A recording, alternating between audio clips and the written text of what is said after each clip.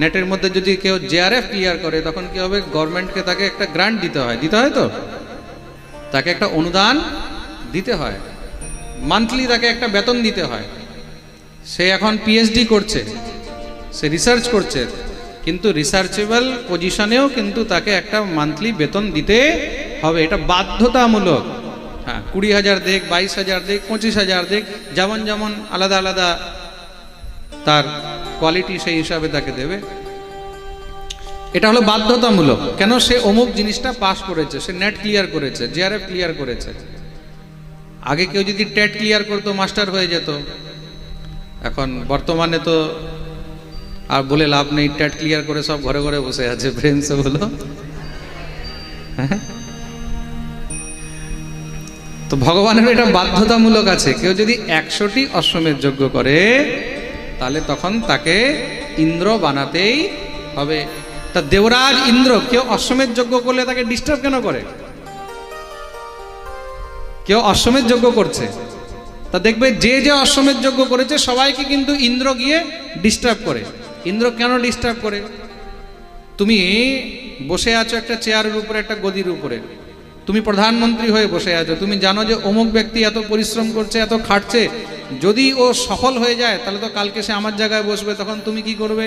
তখন তুমি তাকে ডিস্টার্ব করা শুরু করে দেবে, আমার জায়গাটা যেন নষ্ট না হয়। এই সংসারে কেউ নিজের জায়গা দিতে চায় না, চায় কি? এই সংসারে কেউ নিজের জায়গা দিতে চায় না, কখনোই কেউ নিজের জায়গা দিতে চায় না। পাঠ করতে করতে আজকে 25 বছর আমার কমপ্লিট হলো, আজ পর্যন্ত কোনো পাঠক আমাকে বলেনি যে শাস্ত্রীজি অমুক জায়গায় আমার জায়গায় আপনি পাঠ করে আসবেন, আমি পাঠ করতে পারছি না অমুক জায়গায়।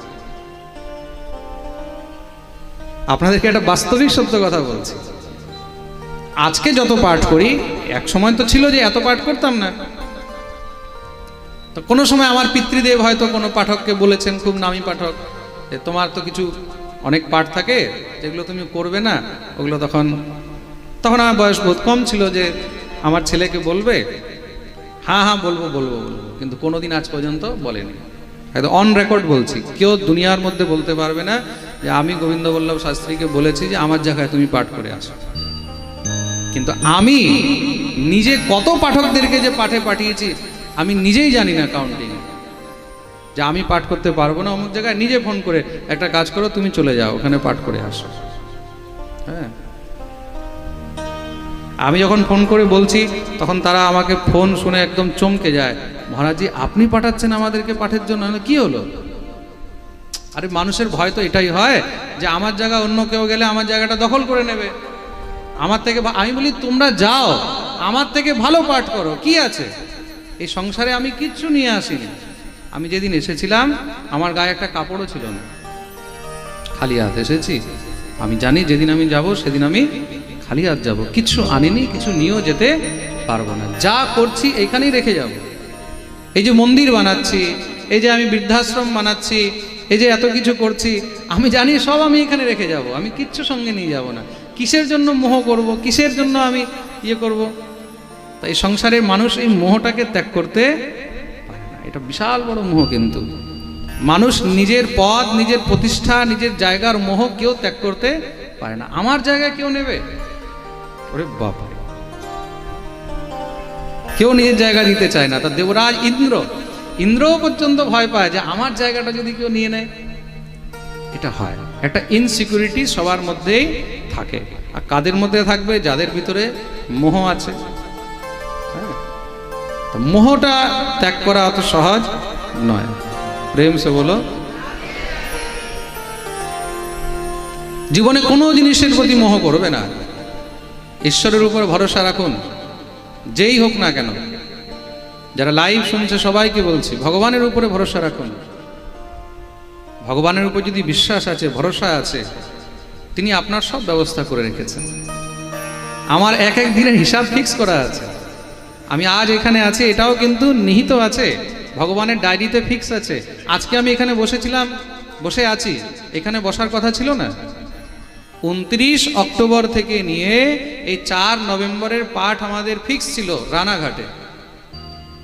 হয়তো কেউ যদি লাইভে শুনে থাকে তখন ডিক্লিয়ার করেছিলাম আমি 29 অক্টোবর থেকে নিয়ে 4 নভেম্বর আমাদের পাঠ ফিক্স হয়ে গেছে রানাঘাটে। আর রানাঘাটে পাঠ ফিক্স হয়ে গেছে, অ্যাডভান্সও বুকিং হয়ে গেছে, টাকা আমার কাছে আজও পড়ে আছে। হঠাৎ তাদের কিছু সমস্যা হয়েছে, মহারাজজি আমরা এবার একটু সমস্যার মধ্যে পড়ে গেছি, 7 দিন পাঠের আমাদের ওই যেই কোনো সমস্যা যে কিছুই হতে পারে, তা এই বছর এই পাঠটা আমরা করাতে পারবো না। বললাম ঠিক আছে, কোনো অসুবিধা নেই।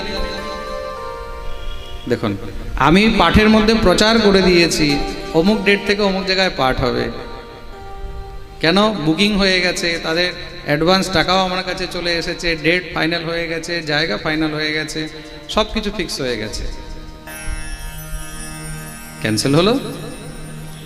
আর যেদিন ক্যান্সেল হয়েছে তার পরের দিন সকালবেলায় আমাকে আমাদের পরম পূজ্য দাদাজি মহারাজ ফোন করেছেন। দাদাজি ফোন করে বলছেন, দাদা এরকম এরকম এই বছর আমাদের এখানে পাঠ করতে হবে। আমি বললাম আমার কাছে একটাই ডেট খালি আছে, 29 অক্টোবর থেকে 4 নভেম্বর, বলে এখনই ডান ফাইনাল করুন, আমাদেরও এইটাই অনুষ্ঠানের ডেট। আমি বললাম তাহলে ডান করো, হয়ে গেল।